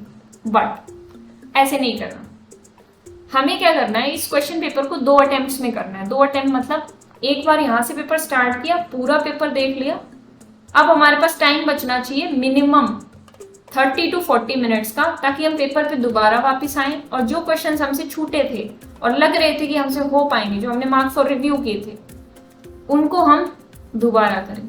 अब जब आप दोबारा करोगे तो वो क्वेश्चंस निकलने के ज्यादा चांसेस है। तो फर्स्ट अटेम्प्ट जब आप पेपर का कर रहे हो, फर्स्ट अटेम्प्ट मान लो आपको 180 मिनट्स का स्पैन है, तो मैं आपको बोलती हूँ फर्स्ट अटेम्प्ट आप कर लो 180 माइनस 140 मिनट्स में फर्स्ट अटेम्प्ट कर लो पेपर का, बाकी बचे 40 मिनट्स। अब इस 140 मिनट में आपको क्या करना है, फर्स्ट अटेम्प्ट में 140 मिनट्स में आपको क्या करना है, आपको सिर्फ और सिर्फ वो क्वेश्चंस उठाने हैं जिन पे आप 99 से लेकर 100% तक श्योर हो। अगर आपने वो क्वेश्चन चूज कर लिए जो आप 50-50 हो, जिनमें 60-40 हो या 40-60 हो, तो ये आपका कॉन्फिडेंस डाउन कर देंगे। तो आपको सिर्फ वही क्वेश्चंस उठाने जो आपकी फील्ड के हों, आपकी रेंज के हों और आपको आते हों। और ये कैसे समझ में आएगा कि मेरे उसके अंदर है, ये आपको प्रैक्टिस से समझ में आएगा। और प्रैक्टिस कैसे होगी, असाइनमेंट को टेस्ट की तरह परफॉर्म करके, और टेस्ट जब आप देते हो तो टेस्ट को भी इस तरीके से परफॉर्म करके। तो फर्स्ट अटेम्प्ट और second attempt, first attempt 140 minutes, second attempt 40 minutes. 140 minutes में इजी क्वेश्चन, जितना इजी क्वेश्चंस आपने देख लिए पेपर में वो सारे आपने अटेम्प्ट कर दिए। अब 40 मिनट्स में वो एवरेज क्वेश्चंस, एवरेज मैंने कहा, हार्ड नहीं कहा मैंने। अब वो जो आपने इजी के साथ वो एवरेज वाले जो आपको लग रहे थे कि हाँ ये मुझसे हो जाएंगे बट अभी मुझे टाइम लग रहा है तो मैं इनको बाद में देखूंगा, मैंने मार्क फॉर रिव्यू कर दिया। मार्क फॉर रिव्यू भी वही क्वेश्चंस करने जो आपको लग रहे हैं कि आपसे होंगे। ऐसा नहीं है कि कोई भी क्वेश्चन उठाया मार्क फॉर रिव्यू कर दिया, कोई मुश्किल से मुश्किल क्वेश्चन जो आपने पढ़ भी नहीं रखा टॉपिक, बच्चे उसको भी मार्क फॉर रिव्यू कर देते हैं। इतना कंफ्यूज मत करो अपने आप को। आपके हार्डली 7 से 8 क्वेश्चन या 8 से max to max 10 question mark for review करो, इससे ज्यादा नहीं। 10 से ज्यादा मार्क फॉर रिव्यू करने का कोई मतलब नहीं है। तो हमने मार्क फॉर रिव्यू कर लिए वो एवरेज वाले क्वेश्चन। अब वो 40 मिनट्स का जो टाइम है उसमें वो हमने 8 से 10 क्वेश्चन जो थे वो दोबारा पढ़े। अगर उन पे श्योर हैं तो उनको करेंगे, अगर अभी भी श्योरिटी नहीं है तो उनको नहीं करेंगे। वहां हम क्या जुआ खेलने नहीं गए, हम एग्जाम देने गए। वहां पे हमें वही चीज करनी है जो हमें आती है। ठीक है, मैं ये मान के चलती हूँ कि आपकी डिसेंट प्रिपरेशन होगी। अगर आपकी प्रिपरेशन ही बहुत कम है तो फिर तो आप बहुत कम क्वेश्चन अटेम्प्ट कर पाओगे। लेकिन अगर आपकी डिसेंट प्रिपरेशन है तो मेरी स्ट्रैटेजी जो आपकी ये रहेगी 140 में इजी सारे कर लिए जो आपको इजी लग रहे हैं, फिर उसके बाद एवरेज वाले कर लिए, हार्ड वाले हमें नहीं करने। एग्जामिनर हार्ड क्वेश्चंस भी डालता है पेपर में पर हमें नहीं करने, हमें सिर्फ इजी करने और एवरेज करने, मतलब हमें ऊपर ऊपर की मलाई खानी। अब आप लोग कहोगे कि ऐसा कैसे हो सकता है, ऐसा ही होता है। कोई भी पेपर 100% अटेम्प्ट नहीं किया जाता, जो इजी लग रहा है हमें वही करना है। कोई भी बच्चा 100% अटेम्प्ट करके नहीं आता। वो बात अलग है कि आपकी तैयारी बहुत ही अच्छी है, आप टॉप 10 रैंकर्स में आ सकते हो, तो फिर आपको उस केस में क्वेश्चन भी सारे इजी लगते हैं। ऐसे बच्चों को ज्यादातर क्वेश्चन इजी लगते हैं, वो जो प्रोडिजी बच्चे होते हैं। पर मैं यहाँ एवरेज बच्चों को लेके चल रही हूँ कि हमें इजी करने हैं और एवरेज बाद में करने हैं। इस तरीके से पेपर को अटेम्प्ट करना है। टाइम मैनेजमेंट सबको क्लियर हो गया। 3 मिनट से ज्यादा किसी भी क्वेश्चन को नहीं देने। 4 मिनट दे दो अगर वो सॉल्व होने वाला लायक है, 4-4.5 मिनट। लेकिन अगर वो क्वेश्चन सॉल्व होने लायक नहीं है तो 2 मिनट में समझ में आ जाता है, वहीं से उसको स्किप कर दो या मार्क फॉर रिव्यू कर दो, खत्म करो उसकी कहानी। ठीक है, अब आपके जो क्वेश्चंस हो आप लीजिए। अच्छा नहीं रहा है, अच्छा 11th-12th अच्छा नहीं रहा तो फिर 11th-12th आपको पहले पढ़ना है। आदित्य आपका क्वेश्चन है कि 11th-12th अच्छा नहीं रहा तो जैम में प्रॉब्लम होगी, तो पहले आपको बेसिक क्लियर करना पड़ेगा। अभी इस लेवल पे आपके लिए 11th-12th करना चाहें बीएससी फर्स्ट ईयर में, वो 6 महीने का काम है, वो आप कर सकते हो। ठीक है, अगर आप फर्स्ट ईयर में हो तो आपके पास बहुत टाइम है, आप 1 साल लगा दो 11th-12th क्लियर करने में, कौन रोक रहा है आपको। ठीक है, तो आप क्लियर करो। और मैं सपोज कर रही हूँ उन्हीं बच्चों का अच्छा नहीं रहा है जो कोविड में फंसे थे, कोविड की वेव में, मैं समझ पा रही हूँ। तो आप लोग आराम से प्रिपेयर करो, कोई दिक्कत नहीं है, पहले अपना बेसिक क्लियर करो, दैट इज वेरी इंपॉर्टेंट। अगर आपने एग्जाम की प्रिपरेशन स्टार्ट कर दी और 11th-12th भी करना चाहते हो तो साथ साथ करो, करना तो पड़ेगा, बेसिक तो क्लियर करने पड़ेंगे। और हर एक टॉपिक नहीं करना है 11th-12th का, ये बात भी समझने वाली है। जो जैम से रिलेटेड है, जो बीएससी से रिलेटेड है, वही टॉपिक्स करो, हर एक टॉपिक नहीं करना है हमें। अजय इज आस्किंग, मैम खुद पढ़ता हूँ तो ऐसा लगता है कि कंसेप्ट क्लियर हो गया है, फिर क्वेश्चन करता हूँ तो अगर वो नहीं हो तो किसी दूसरे से पूछता हूँ, फिर कुछ नया पता चलता है, फिर मुझे दोबारा लगने लगता है कि मेरे कंसेप्ट अभी भी वीक है, करता हूँ तो फिर ऐसा होता है। हाँ, क्योंकि ऐसा इसलिए होता है क्योंकि आपकी क्वेश्चन प्रैक्टिस कम है अजय, और आप थ्योरी पे ज़्यादा ध्यान दे रहे हो, क्वेश्चन करने की अप्रोचेस आपको नहीं पता है। अगेन मैं कह रही हूँ कि चैनल को फॉलो करो तो आपको अप्रोचेस पता चलेंगी। ठीक है, और क्वेश्चन करने की अप्रोचेस के लिए भी हम पॉसिबली सेशन रख ही लेंगे, क्योंकि बहुत से बच्चों को ये प्रॉब्लम आ रही है, तो हम देखते हैं इसके बारे में। यस आदित्य, आपने पूछा है कि 11th-12th का कौन सा टॉपिक करना चाहिए, वो तो आप देखिए। अब जैसे 11th-12th में क्वांटिटेटिव डिफरेंशिएबिलिटी भी आती है, मैट्रिसेस का चैप्टर भी आता है, आपका सेट थ्योरी भी आता है, रिलेशन फंक्शन भी आता है। और अब जैसे स्टैट का कोई पोर्शन आ रहा है और आप मैथ से जैम करना चाहते हो तो आपको स्टैट पढ़ने की जरूरत नहीं है ना, इतना आप समझते हो ना कि वो सिलेबस करना है जो जैम के अंदर हो, उतना ज्यादा नहीं करना है कि हम डीप में ही चले जाएं 11th-12th में, क्योंकि मेनली तो आपको करना जैम के लिए है। तो वही टॉपिक्स करिए आदित्य जो आपके जैम, जिस भी एग्जाम की आप प्रिपरेशन कर रहे हो उससे रिलेटेड हो, बस उतना ही करना है। अगर आपको कोचिंग देनी है 11th-12th को तब तो आपको सारा करना पड़ेगा, वो एक अलग चीज होगी। मुस्कान, आप कौन से एग्जाम की प्रिपरेशन करना चाहते हो, पहले आप ये बताओ। आप एमएससी में हो, जैम की प्रिपरेशन करना चाहते हो, ओके। हाँ, तो इट डजेंट मैटर, आपने बीएससी में कुछ भी नहीं पढ़ा है तो कुछ तो पढ़ा ही होगा, मैं मान के चलती हूँ, एग्जाम तो क्वालिफाई किए होंगे, तो ऐसी कोई बात नहीं है। आप सबसे पहले रियल एनालिसिस से स्टार्ट करो, और मैं आपको रेकमेंड करूंगी कि आप कोचिंग वगैरह का थोड़ा देखो। अगर आप बीएससी पास आउट हो तो आपके लिए रिस्क लेने वाली बहुत बड़ी बात है, क्योंकि आपने बीएससी में कुछ भी ढंग से नहीं पढ़ा है, ऑनलाइन एग्जाम्स हुए थे। ओके ओके, मैं आपके बैच की प्रॉब्लम समझती हूँ। तो आप फिर कोचिंग ही रेकमेंड करो, कोई भी कोचिंग लो आप मुस्कान, तो मैं वही रेकमेंड करूंगी। अगर आप बीएससी पास आउट हो तो इट्स अ मस्ट, क्योंकि आपके पास 1 साल है, आप उसमें कंफ्यूज होके नहीं रहना चाहोगे। आपने बीएससी में ढंग से पढ़ा नहीं है, अब आपको कौन सी बुक्स उठानी है, कौन सा मटेरियल उठाना है, ये भी नहीं पता चलता है। बुक्स के साथ प्रॉब्लम ये हो जाती है कि बुक्स आप पढ़ने तो लगते हो लेकिन आपको ये नहीं पता कि रुकना कहाँ पे, वो एक प्रॉब्लम हो जाती है। ठीक है, तो इसलिए कोचिंग लेना बहुत जरूरी है, उसके साथ साथ आप बुक्स पढ़ते रहो, इंपॉर्टेंट टॉपिक्स बुक से पढ़ते रहो, नो प्रॉब्लम। पूरी बुक नहीं पढ़नी, आप मेरे यूट्यूब चैनल पे भी जाके देख सकते हो, वहां पे फ्री कंटेंट भी आपको बहुत सारा मिल जाएगा।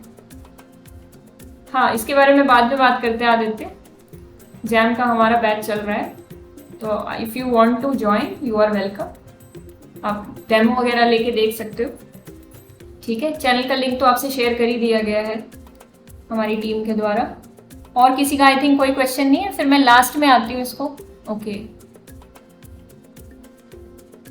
ओके, अजय कैसे ज्वाइन करना है, एक बार मुझे इसके बाद आप मैसेज कर देना, सेशन के बाद आप मुझे मैसेज कर देना, मैं आपको बता दूंगी कैसे ज्वाइन करना है। सारा दिन पढ़ा हूँ, कॉलेज में भी पढ़ा हूँ, सारा दिन पढ़ता हूँ, कॉलेज में भी नहीं जाता, कितना भी पढ़ लूँ फिर भी ऐसा लगता है कि कुछ नहीं आता। कई बार तो ऐसा लगता है कि मोह माया है सब, और सब कुछ छोड़कर हिमालय पर्वत पर चला जाऊं।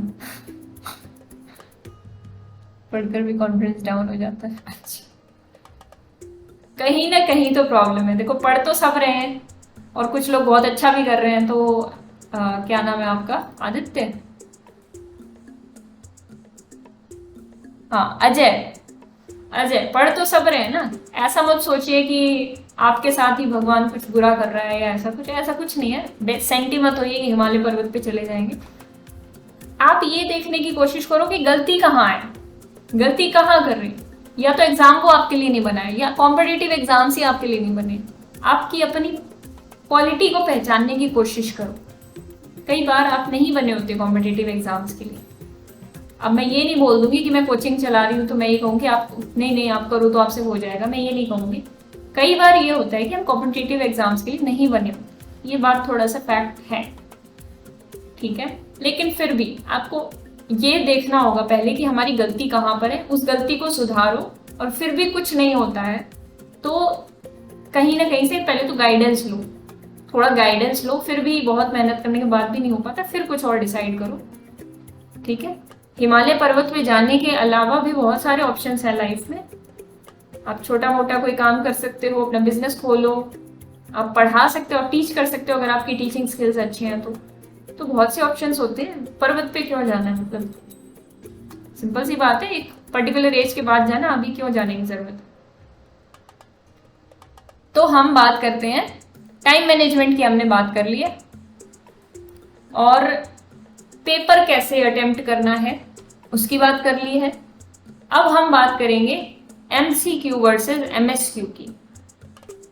MSQ और MCQ पेपर, ये जो क्वेश्चंस होते हैं कैसे अटेम्प्ट करने हैं। MCQ क्वेश्चंस को अटेम्प्ट करने का सबसे आसान तरीका क्या है कि हम कोई भी क्वेश्चन को देखते हैं तो उसमें एक सही होता है, तो या तो उसमें से एक सही निकाल दो या 3 गलत निकाल दो। एक ऑप्शन सही निकाल दो या 3 गलत निकाल दो। 2 तरीके से आपके MCQ क्वेश्चंस होते हैं, या तो आपको पता हो कि सही आंसर कौन सा है या आपको पता हो कि गलत कौन से।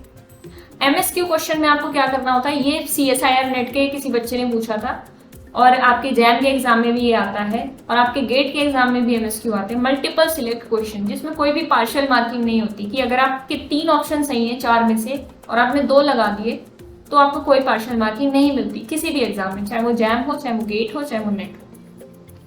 इस तरीके के क्वेश्चंस को तभी उठाना चाहिए जब वो आपको आते हैं। अब कुछ बच्चे सोचते हैं कि मुझे 3 ऑप्शन आते हैं और चौथा ऑप्शन तो कुछ देख लेंगे ना। रुको, अगर आप ऐसा सोचते हो कि 3 ऑप्शन आते हैं और चौथा मुझे बिल्कुल भी आइडिया नहीं, फिर भी मैं इस क्वेश्चन को कर दूं, जैसे CSIR नेट की प्रॉब्लम मैं बताती हूँ, वहां पे क्या होता है, आप 20 क्वेश्चन कर सकते हो मैक्स टू मैक्स MSQ वाले सेक्शन में। और बच्चे क्या करते हैं, जिन पे कम कॉन्फिडेंस होता है उन क्वेश्चंस को भी फटाफट कर देते हैं।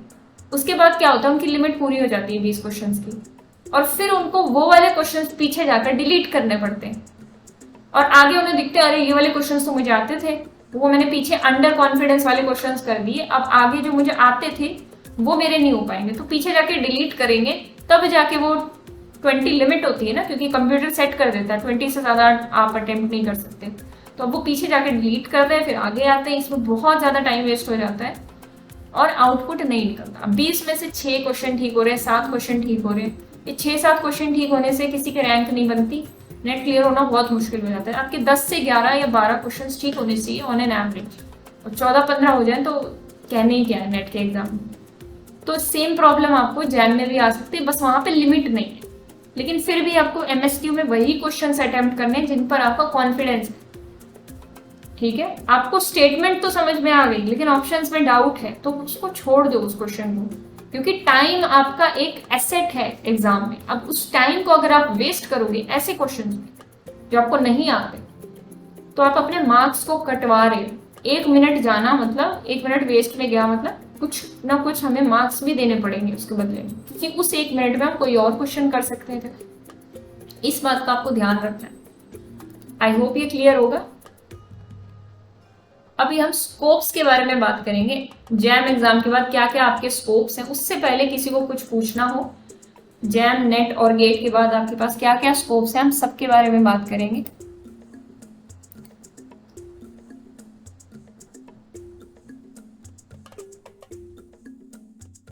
आदित्य सेइंग मैम एक साथ कितने टॉपिक को एक साथ पढ़ना चाहिए। अच्छा आदित्य, एक साथ का मतलब है कि आप दिन में 2 टॉपिक करोगे तो ही ज्यादा ठीक है, 2 से ज्यादा मत करो, क्योंकि फिर आप at the end of the day confuse हो जाओगे, ठीक है।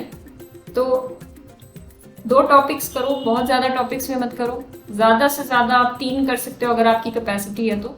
एक टॉपिक कर रहे हो तो भी चलेगा, but 2 topics on an average आपको मेंटेन करके चलना चाहिए। मैं थोड़ी देर में दिमाग डिस्ट्रैक्ट हो जाता है, पूरा ध्यान वापस लाता हूँ, फिर भटक जाता है दिमाग। सोशल मीडिया पर तो आईडी बनाई है। मेरे पास टाइम कम होता है और पढ़ाई ज़्यादा। टाइम कम नहीं है, डिस्ट्रैक्शन ज़्यादा है। Last to last week Ajay मैंने एक सेशन लिया था डिस्ट्रैक्शन पे, कि आपकी डिस्ट्रैक्शंस कैसे रिमूव होंगी, टाइम मैनेजमेंट कैसे होगा आपका। टाइम कम नहीं है, टाइम मैं मानती हूँ थोड़ा तो कम होता है कॉलेज स्टूडेंट्स के पास, लेकिन टाइम कम होने से ज़्यादा आपका दिमाग डिस्ट्रैक्टेड है। तो इसके लिए आपको सेशन देखना है एक बार, वो भी यूट्यूब पे अपलोडेड है। और इसके लिए मैं अभी जो आपको एडवाइस देना चाहूँगी वो ये है कि आप ये देखो कि एक दिन नोट करो कि आपका टाइम जा कहाँ रहा है। एक नोटबुक बनाओ, उस पर नोट करो कि टाइम जा इस टाइम से इस टाइम मैंने क्या किया, इस टाइम से इस टाइम मैंने क्या किया। अब कुछ बच्चे होते हैं जो 1 घंटे में बहुत सारे क्वेश्चंस कर लेते हैं। क्यों? क्योंकि उनका फोकस बहुत अच्छा होता है। और आपके पास टाइम कम है तो आपका फोकस बहुत ज़्यादा होना चाहिए, डिस्ट्रैक्शन नहीं होनी चाहिए बिल्कुल भी। तो आपका फोकस होना चाहिए, अपने फोकस और कॉन्सेंट्रेशन को इंक्रीज करना। क्योंकि आपके पास टाइम कम है तो आपकी कॉन्सेंट्रेशन इंक्रीज हो जाएगी। तो जो काम अभी आप 2 घंटे में करते हो वो आप 1 घंटे में या 1.5 घंटे में खत्म कर लो। डिस्ट्रैक्शन की वजह से वो हमें लगता है कि काम इतना लंबा है और हमारे पास टाइम नहीं है। तो फोकस जितना ज़्यादा करोगे उतना ज़्यादा अच्छा है। और इसके लिए अगर आपको फोकस और कॉन्सेंट्रेशन बढ़ाना है तो मैं आप सबको बता दूं कि मैं सुबह के टाइम पे 6:30 मेडिटेशन सेशंस कराती हूँ, स्पेशली स्टूडेंट्स के लिए ही, जिसमें आप अपना मेडिटेशन करके अपना कंसंट्रेशन इंक्रीज कर सकते हो और अपनी हेल्थ भी इंक्रीज कर सकते हो, क्योंकि हम कुछ प्राणायाम्स भी करते हैं। तो आप अगर आना चाहो तो यू आर मोस्ट वेलकम। आधे घंटे के लिए सेशन होता है। अगर आप इंटरेस्टेड हो तो मुझे आप मैसेज करके बता सकते हो। Preparing for GATE specific for MTech, क्या रैंक चाहिए? ओके, एमटेक करना चाहते हैं तो आपको एमटेक करने के लिए आपकी कैटेगरी पे डिपेंड करेगा। मैं मान के चलती हूँ अगर आप जनरल कैटेगरी हैं तो आपको गेट के टॉप 50 अगर आप अपनी रैंक लाएंगे तो आप बिल्कुल आराम से आप कोई भी आईआईटी ले सकते हैं।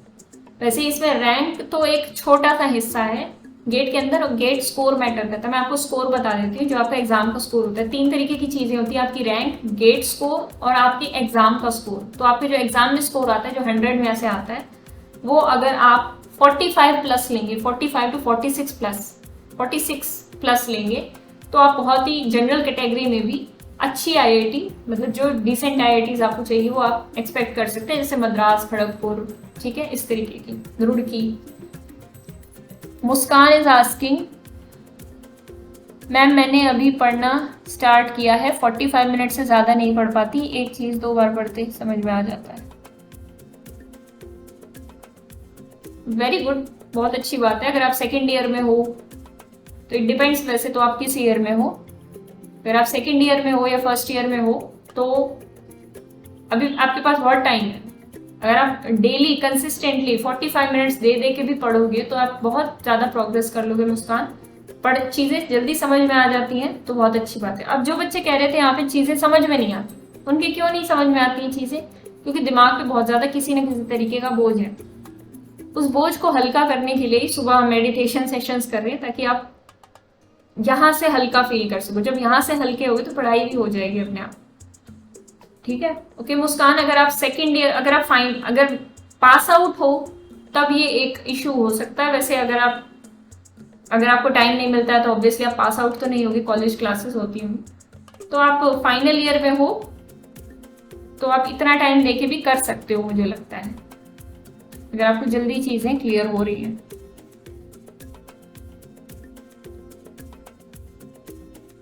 बीएससी कंप्लीट हो गई, अच्छा आप सेल्फ स्टडी कर रहे हो या क्या कर रहे हो? अनम्यूट करके आप बता सकते हो। मुझे लगता है मेरा माइक ठीक नहीं, अच्छा इस वक्त भी ठीक नहीं है माइक। आप बीएससी कर रहे हैं या क्या सेल्फ स्टडी कर रहे हैं? अच्छा सेल्फ स्टडी कर रहे हैं। सेल्फ स्टडी का मैं ये बताऊंगी कि आप एक काम कर सकते हो, क्वेश्चंस लगा कर देखो प्रीवियस ईयर। अगर आप सब निकल रहे हैं तो बहुत अच्छी बात है। क्वेश्चन सही से निकल जाते हैं, टाइमली 3 मिनट के अंदर निकल जाता है क्वेश्चन, तो इसका मतलब आप सही डायरेक्शन में हो। अगर ऐसा नहीं हो पा रहा है अभी भी, तो फिर आपको कोई ना कोई गाइड ले लो।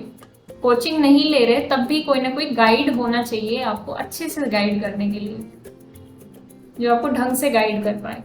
ऐसा कोई भी व्यक्ति हो सकता है वो, ठीक है। बाकी थोड़ा सा रिस्क होता है अगर आप सेल्फ स्टडी कर रहे हो और बीएससी ड्रॉप करके कर रहे हो तो मैं रेकमेंड तो यही करूंगी कि आप कोचिंग ले लो। कोचिंग करना कोई आपकी वो नहीं होता कि आत्मसम्मान पे चोट है, कोचिंग लेने में कोई बुराई नहीं है अगर कोचिंग ठीक ठाक। तो अगर आप मैनेज कर सकते हो या आपकी फाइनेंशियल कंडीशन अलाउ करती है तो आप ले लो, कोई दिक्कत नहीं।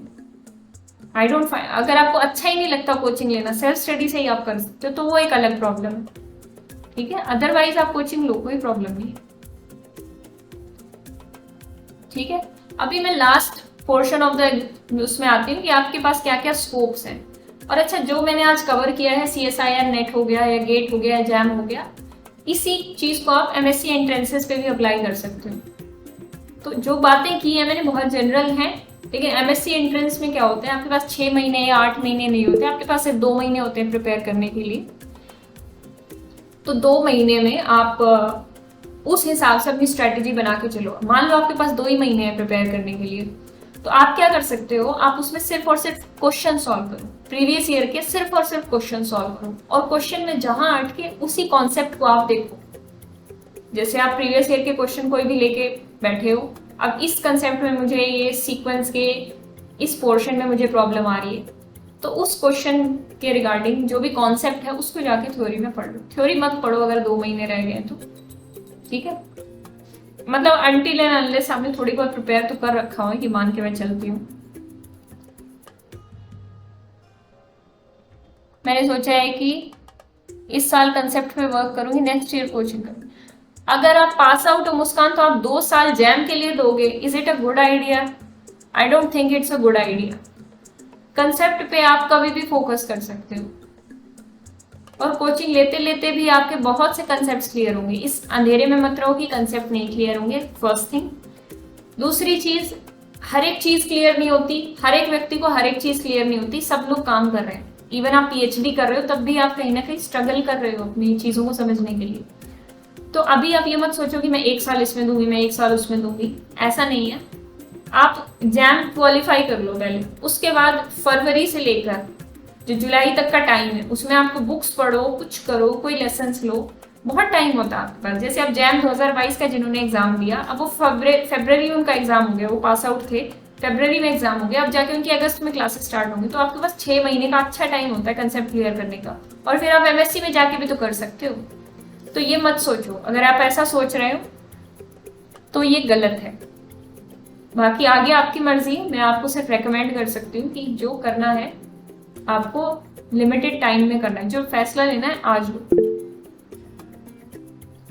या ओके मुस्कान, अभी हम फाइनल स्कोप्स की बात कर लेते हैं इन एग्जाम्स के। क्या क्या एग्जाम्स के स्कोप्स हैं? IIT जैम की बात करते हैं। IIT जैम में आपको पता है ये एग्जाम होता है MSc एंट्रेंसेस के लिए। इसके थ्रू आप 3 चीजें कर सकते हो, MSc MTech डुअल डिग्रीज, और MSc मैथ्स। मतलब MSc 2 टाइप की होती है, उसको मैंने 3 बोल दिया। MSc maths, MSc applied maths, MSc maths with computing, और MSc MTech डुअल डिग्रीज भी होती है, MSc MTech इंटीग्रेटेड डिग्रीज भी होती है। अभी कहाँ कहाँ है, जैसे धनबाद हो गया, ये MTech की इंटीग्रेटेड डिग्री करा रहा है, ये इसकी 5 ईयर की डिग्री है, और ये अपना IIT जोधपुर है, 4 ईयर की करा रहा है आपको, ठीक है। तो सब लोग जैम के बेस पे ये करा रहे हैं, तो ये सब आपको पता करना है। ये प्लेसमेंट के लिए बहुत अच्छे कोर्सेज हैं MTech की degrees. MSc maths with computing है, ये भी प्लेसमेंट के लिए बहुत अच्छा कोर्स है, और इसमें फायदा ये है कि आप आगे रिसर्च में भी जा सकते हो। MTech वाली डिग्री में भी जा सकते हो, लेकिन इसमें भी आप रिसर्च में आगे जा सकते हो। और एक सिंपल MSc मैथ्स है जिसमें ज्यादातर प्योर का पोर्शन होता है।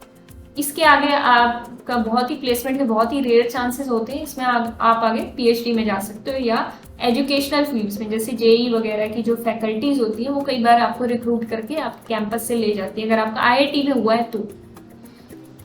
और आपका MSc अप्लाइड मैथ्स है, इसमें भी कई बार प्लेसमेंट्स हो जाती है, जैसे NIT वारंगल में अप्लाइड मैथ्स में प्लेसमेंट होती है, तो बैंक्स वगैरह आके आपको वहाँ से रिक्रूट करके ले जाते हैं। तो बहुत ही मतलब ये होता है कि आप इस एग्जाम को दो तो आपके बहुत ही ज़्यादा डोर्स ओपन हो जाते हैं लाइफ में। बजाय कि आप एमएससी किसी नॉर्मल सी स्टेट यूनिवर्सिटी से करो, नॉर्मल से कॉलेज से करो, कर रहे हो तो कोई दिक्कत नहीं है, आप आगे गेट एग्जाम की प्रिपेयर करके एमटेक में जा सकते हो अगर आपको प्लेसमेंट वगैरह चाहिए। लेकिन जैम के थ्रू ज़्यादा आपके पास, अगर आप कर रहे हो जैम की प्रिपरेशन, तो जल्दी आपको अपॉर्चुनिटीज़ मिल जाती है। उसके बाद आपके पास CSIR नेट का एग्ज़ाम आता है। CSIR नेट के को हम जानते हैं, ये है नेशनल एलिजिबिलिटी टेस्ट। ये एग्ज़ाम नेशनल लेवल पे असिस्टेंट प्रोफेसर बनने के लिए एलिजिबिलिटी का एग्जाम है। इस एग्जाम को देखकर आप एलिजिबल हो जाते हैं असिस्टेंट प्रोफेसर बनने के लिए। लेकिन इस एग्जाम के बाद अगर आपको बनना है असिस्टेंट प्रोफेसर, तो आज या कल आपको कभी ना कभी PhD तो करनी ही पड़ेगी। तो अगर आप PhD जैसी 5 ईयर या 4 ईयर के उस टेन्योर में इंटरेस्टेड हैं, रिसर्च में आपको बहुत ज़्यादा इंटरेस्ट है, प्योर आपको बहुत ज़्यादा एक्साइट करता है, तो CSIR नेट एग्ज़ाम आपके लिए है। और अगर नहीं भी करता तो भी CSIR नेट का एग्ज़ाम सबको क्लियर करना चाहिए, मैं ये मानती हूँ, क्योंकि एक नेट क्वालिफाइड का टैग आपको मिल जाता है। तो असिस्टेंट प्रोफेसर आपको बनना है, टीचिंग में आपका इंटरेस्ट है, कॉलेज लेवल के बच्चों को आप पढ़ाना चाहते हैं, तो CSIR नेट एक बहुत अच्छी अपॉर्चुनिटी है। लेकिन इस फील्ड में आपको पेशेंस बहुत ज़्यादा चाहिए, क्योंकि PhD करने के बाद जॉब मिले इसकी कोई गारंटी नहीं होती, तो आपको थोड़ा स्ट्रगल वहाँ पे करना पड़ेगा, क्योंकि आज की डेट पे इतनी जॉब्स नहीं है असिस्टेंट प्रोफेसर की। लेकिन ऐसा नहीं है कि जॉब नहीं लगती है, जॉब बहुत अच्छी लगती है। जब लगती है एक पेशेंस के बाद, तो बहुत ही अच्छा फ्रूटफुल रिजल्ट मिलता है, तो बहुत बच्चे इसकी प्रिपरेशन करते हैं। उसके बाद आता है गेट एग्जाम। गेट एग्जाम के बाद आप 2 चीज़ें कर सकते हो। पहली चीज़ तो IIT से PhD कर सकते हो, विद स्कॉलरशिप आपको मिलेगी। ऐसे नेट में आपको JRF करने के बाद स्कॉलरशिप मिलती है, आपको पता होगा। JRF करने के बाद JRF वाला जो टैग, मतलब जो एग्ज़ाम नेट के अंदर जो JRF वाली जो पोजीशन होती है, अगर आप वो ले लेते हैं तो आपको स्कॉलरशिप मिलती है PhD करते करते, क्योंकि PhD एक पढ़ाई होती है और पढ़ाई के साथ साथ कमाई नहीं हो पाती है, तो इसलिए आपको स्कॉलरशिप दी जाती है रिसर्च के लिए, और स्कॉलरशिप होती है 35,000 a month on an average. इसी तरीके के गेट एग्ज़ाम क्लियर करते हो अगर आप, तो आपको PhD और MTech 2 ऑप्शंस मिलते हैं। मैथ्स के स्टूडेंट किस फील्ड में MTech कर सकते हैं? मैथ्स और कंप्यूटर का मिक्सचर होता है एक तरीके से, जैसे डेटा साइंस हो गया, डेटा एनालिटिक्स हो गया, मैथ्स एंड साइंटिफिक कंप्यूटिंग हो गया, मैथ्स एंड कंप्यूटर प्रोसेसिंग हो गया। इस तरीके की कंप्यूटर रिलेटेड फील्ड्स में आप MTech कर सकते हो, जो कि 2 साल का होता है। लेकिन इसके लिए आपको गेट के अंदर बहुत ही डिसेंट रैंक लानी पड़ेगी। जैसे मैंने बताया, टॉप 50, 60, 70 के अंदर रैंक्स लाएंगे, तभी आपका हो पाएगा। अगर आप जनरल कैटेगरी हैं और आपका स्कोर कहीं ना कहीं 45 प्लस होना चाहिए, तो आप 50 का मिनिमम टारगेट लेके चलें इसको, अगर MTech करना चाहते हैं। MTech के बाद आपके पास प्लेसमेंट अपॉर्चुनिटीज़ होती है, तो प्लेसमेंट साइड पे अगर आप जाना चाहते हैं, MSc में आप हैं और आपको प्लेसमेंट चाहिए, आप PhD नहीं करना चाहते, तो आप गेट एग्ज़ाम क्वालिफाई कीजिए। और इसके थ्रू जो PhD आपको कराती है वो IITs कराती है। वो कहती है कि इस एग्ज़ाम को क्वालिफाई करो, फिर हमारा इंटरव्यू दो। अगर आप इंटरव्यू क्वालिफाई कर लोगे, PhD इंटरव्यू, तो हम आपको एज अ स्कॉलर रख लेंगे, मतलब एज अ स्कॉलर एडमिशन दे देंगे, और हम आपको स्कॉलरशिप भी प्रोवाइड करेंगे। मान लो कुछ बच्चों का नेट क्वालिफाई नहीं हो पाता, JRF नहीं हो पाता, तो उनको गेट के थ्रू स्कॉलरशिप मिल जाती है। कितनी स्कॉलरशिप मिलती है? 25,000 के अप्रॉक्स आपको इसकी मिलती है। मतलब गेट की थोड़ी कम होती है PhD की स्कॉलरशिप, बट जब तक आपका JRF नहीं होता तब तक कोई प्रॉब्लम नहीं, ठीक है। तो JRF की सबसे ज़्यादा होती है स्कॉलरशिप। एक आपका NBHM एग्ज़ाम भी होता है, जिसके थ्रू भी आप PhD में, NBHM बहुत ही ज़्यादा रिस्पेक्टेड एग्जाम है कंट्री में, वो सिर्फ आपको स्कॉलरशिप देने का एग्जाम है, national board for higher mathematics. ये MSc लेवल पे भी होता है और PhD लेवल पे भी होता है। MSc वाला जो होता है वो आपको, अगर आप टेस्ट और इंटरव्यू की 2 चीज़ें होती है वो क्वालिफाई कर लेते हो, तो आपको 6,000 अ मंथ स्कॉलरशिप मिलती है ड्यूरिंग MSc। एंड अगर आप PhD वाला कर लेते हो तो ओवरऑल किसी भी यूनिवर्सिटी से आप PhD करो, आपका रिटन टेस्ट और इंटरव्यू अगर क्लियर है NBHM का, तो आपको आई थिंक इट्स 30,000 के आसपास स्कॉलरशिप मिलती है। तो आपके पास 3 अपॉर्चुनिटीज़ हैं अगर PhD करनी है, तो आप नेट क्वालिफाई करो, नेट JRF, गेट या NBHM। इनके 3 एग्जाम्स के थ्रू आपको स्कॉलरशिप मिल सकती है। और कुछ इंस्टीट्यूट्स ऐसे होते हैं जो इन एग्जाम्स के अलावा भी अपनी पर्सनल स्कॉलरशिप देते हैं। फॉर एग्जाम्पल बिट्स पिलानी में आपका अंडर JRF पोजीशन के अंदर अगर एडमिशन होता है तो आपको स्कॉलरशिप मिलती है। ठीक है, अब बारी है आपके क्वेश्चंस पूछने की, और आप जो भी पूछना चाहें करियर रिगार्डिंग या कुछ भी क्वेश्चन अभी तक आया हो पूछ सकते हैं।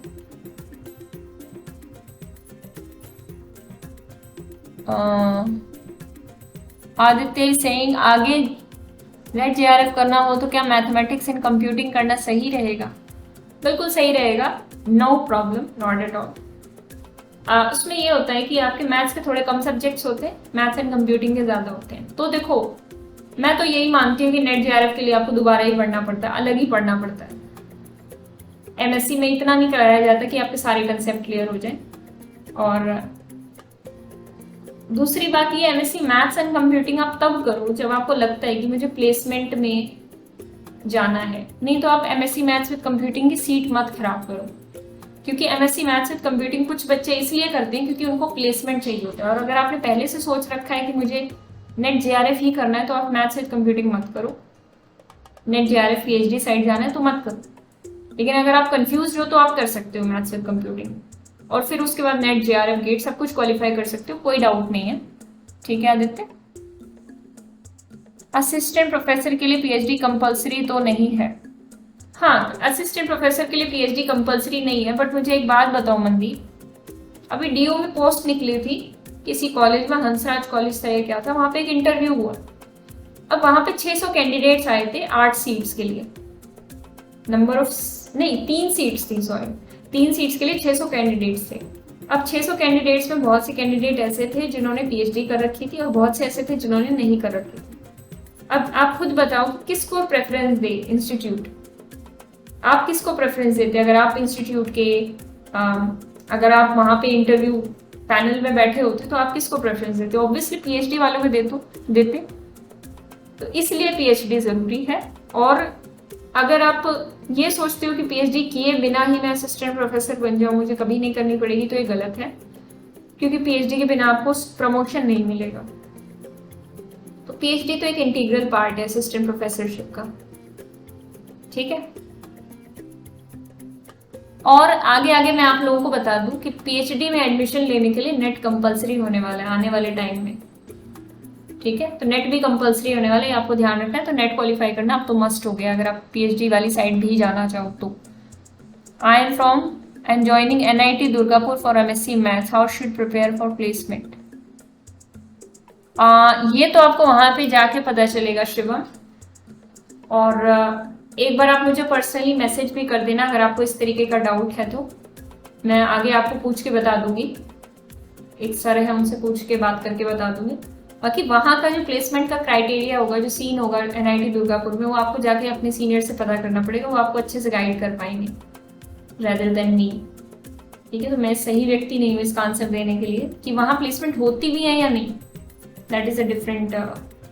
बट आप गेट के लिए प्रिपेयर करो शिवम, और उसके बाद एमटेक करो, वहाँ से आपके लिए बहुत सारे डोर्स ओपन हो जाएंगे, मुझे लगता है ये आपको करना चाहिए। और एमएससी के अंदर ही आप गेट निकालो और फटाक से एमएससी पास करते ही एमटेक ज्वाइन कर लो। आईआईटी का टैग मिलेगा ही, और उसके बाद प्लेसमेंट भी। आदित्य सेइंग कंफ्यूजन नहीं है पर फाइनेंशियल नहीं मिल पाएगा, सपोर्ट नहीं मिल पाएगा, सो प्लेसमेंट लेकर नेट के लिए प्रिपेयर किया जा सकता है। अच्छा, ये चाहिए आपको।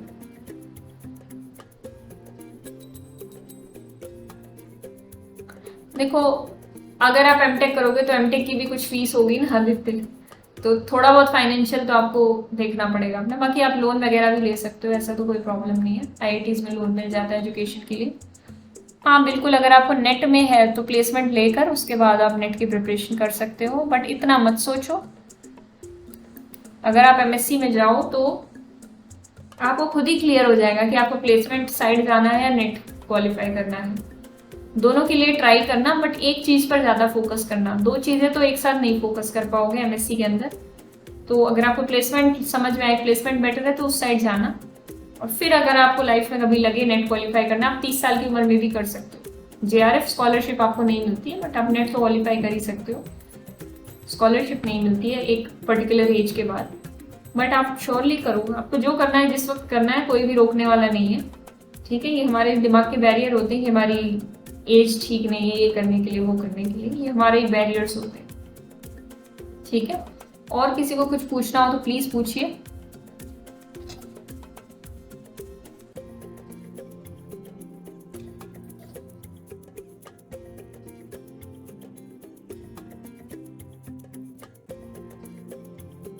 Waiting for your question. आपके सिर्फ क्वेश्चंस बचे हैं, मेरी तरफ से पूरी इंफॉर्मेशन आपको दे दी गई है।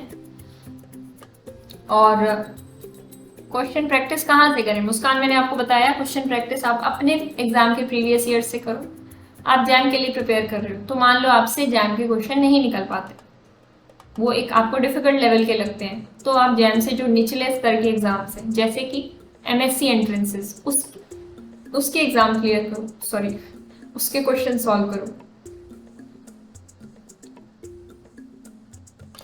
ठीक है मुस्कान, उसके क्वेश्चन सॉल्व करो और फिर उसके बाद जैसे DU के कर लिए प्रीवियस ईयर, अब जो CUSET का CUET का एग्जाम होने लगेगा आगे आगे, उसके पेपर इकट्ठा हो जाएंगे।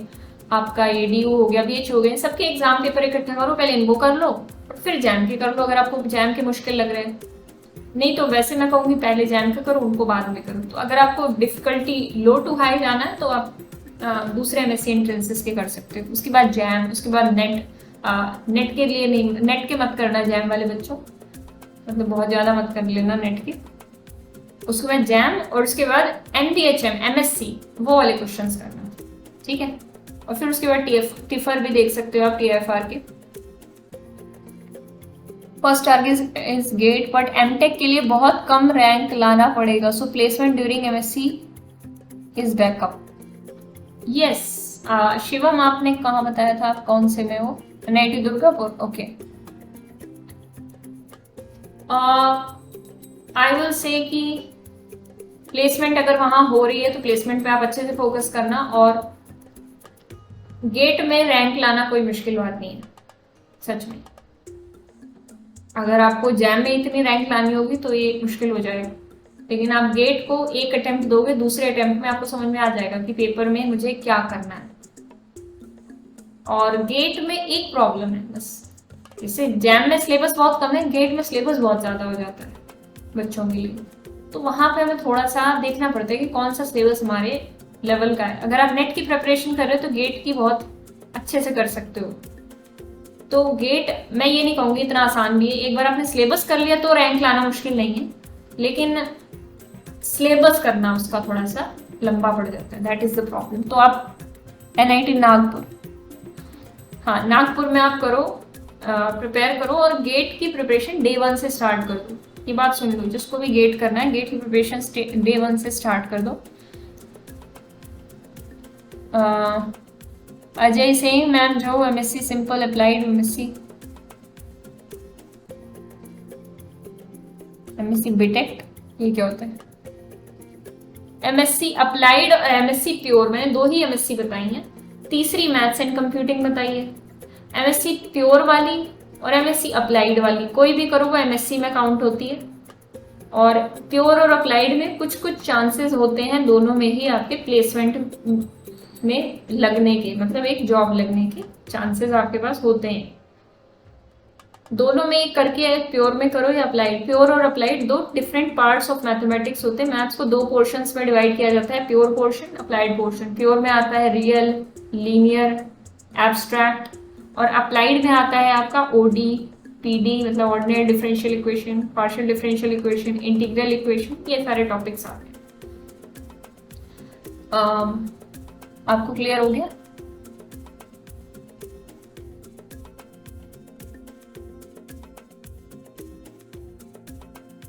मुझे तो अब याद भी नहीं मैं कितने क्वेश्चंस करती थी, लेकिन मुझे काफ़ी सारे क्वेश्चंस दे दिया करते थे हमारे सर जो थे, वो अपने घर में पढ़ाया करते थे कोचिंग, काफ़ी क्वेश्चंस दे दिया करते थे आदित्य।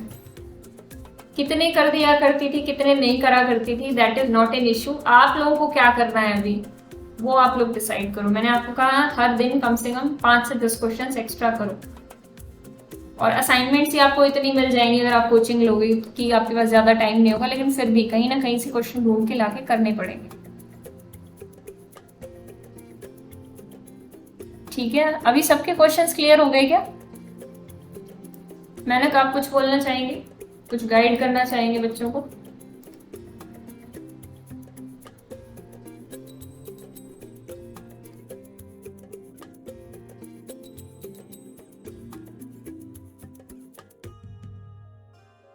वैसे भी मुझे किसी की आवाज नहीं आ रही है, तो that's a problem today, but very soon मैं अपने लास्ट ईयर के जो स्टूडेंट्स हैं उनसे आपका इंटरेक्शन कराऊंगी आप लोगों का, वो आप लोगों को मुझसे ज़्यादा अच्छे से गाइड कर पाएंगे, क्योंकि उन्होंने अभी लास्ट ईयर की प्रिपरेशन की है और उन्होंने बहुत अच्छी रैंक्स लाई। 6 से 8 महीने की प्रिपरेशन में उन्होंने अंडर 300 रैंक्स हासिल की हैं। तो that is a great opportunity. वो भी आपसे इंटरेक्ट करेंगे आने वाले वीक में, ठीक है। वो आपको कुछ टिप्स देंगे जो आप फॉलो कर सकते हो, क्योंकि ट्रैक पे रहना बहुत ज़रूरी है ड्यूरिंग प्रिपरेशन। कई बच्चे भटक जाते हैं, तो वो चीज़ नहीं होनी चाहिए, राइट। और या that's it for today, thank you for joining. अगर आप लोग कुछ पूछना चाहो अभी तो आप पूछ सकते हो, और कुछ अगर ऐसा पर्सनली आप मुझसे पूछना चाहो, जैसे कोई कोचिंग के बारे में या कुछ ऐसा पूछ रहा था, तो आप मुझसे पर्सनली व्हाट्सएप पे मैसेज करके पूछ सकते हो, क्योंकि मेरा व्हाट्सएप नंबर ग्रुप में है ही, ठीक है। ग्रुप में तो आप मैसेज नहीं कर पाओगे, बट आप व्हाट्सएप पे पूछ सकते हो। और अब मैं इसके बाद ओके ठीक है आदित्य, इसके बाद मैं आपको एक फीडबैक फॉर्म दूंगी, गूगल फॉर्म। प्लीज आप उसमें 2-4 क्वेश्चंस होंगे, उसको आप फिल कीजिए आज के सेशन के बारे में, कि आज का सेशन आपको कैसा लगा। अगर कोई यहाँ पे बताना चाहता है तो यू आर मोस्ट वेलकम। तो फ्यूचर में क्या मुझे ऐसे सेशंस करने चाहिए, क्या कुछ हेल्प हुई आपकी, तो आप प्लीज बताइए, ताकि हमें पता लग सके कि हम कितना हेल्प कर पा रहे हैं आपकी। आप टाइप करके ही बता पाएंगे यहाँ भी।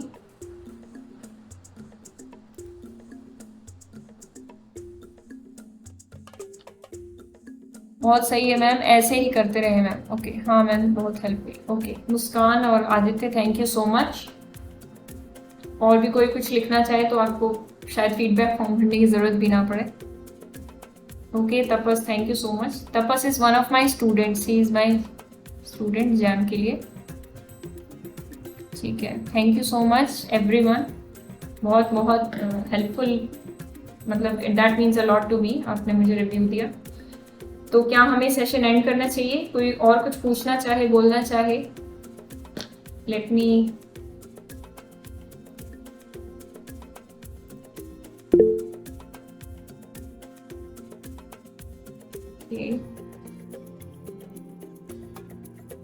आगना, आदित्य, अजय, जॉय, मनदीप, मुस्कान, शिवम, तपस, किसी को कुछ भी कहना हो जाते जाते तो आप बोल सकते हैं। आप इससे पहले कौन से नियर में बहुत हेल्प हुई? थैंक्स। अरे thank you so much Ajay, आपने तो कुछ ज्यादा ही भावुक कर दिया। ठीक है, आप मुझसे कभी भी गाइडेंस ले सकते हैं, ऐसा नहीं कि इस सेशन के बाद हम मिलेंगे नहीं। आप यूट्यूब चैनल को फॉलो करते रहिए और मेरे साथ कांटेक्ट में रहिए व्हाट्सएप पे। आपको कोई भी हेल्प की जरूरत होगी, मैं श्योरली जितना मुझसे हो सकेगा मैं करूंगी, अपने फ्रेंड्स के थ्रू, अपने स्टूडेंट्स के थ्रू भी करूंगी आपकी। आने वाले दिनों में हम सेशन रखेंगे स्टूडेंट्स के साथ, ठीक है, जिन्होंने जैम क्वालिफाई किया है। नेट क्वालिफाइड भी अगर कोई मेरे पास होगा तो मैं उससे भी आपकी जरूर बात कराऊंगी, ठीक है। ओके